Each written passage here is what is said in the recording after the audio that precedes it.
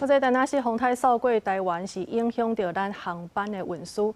目前呢，这国军已经派出14架次的军机来到苏运，甲民间合作，是拢总在13000多人。也毋过目前这金门的机场呢，也是有上千人在等候补。上新的消息是，这除了华信来加班机以外呢，军方也来派军机支援高雄甲台中的航线。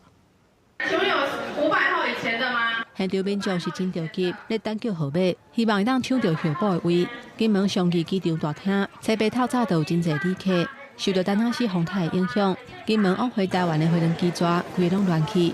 军方初期安排8架次的运输机来协助疏运，差不多疏运560个人，不过效果有限。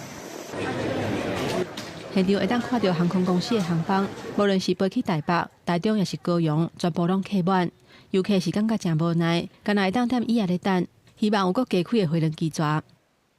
今天我们5点多就来候，然后5点多候补是几号300，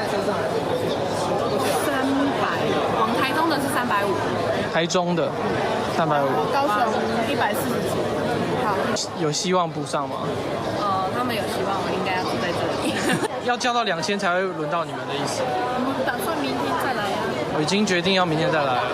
这里也不能过夜。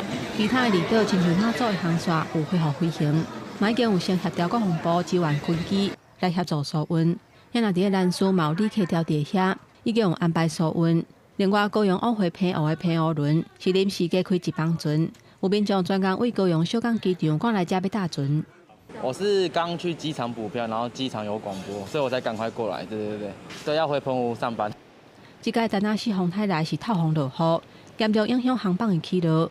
国内线已经有152个航班取消，国际甲2环的航线嘛取消33架次，万分的有17班，业者有加开航线，国军嘛持续协助疏运，希望和民众赶紧返去厝里。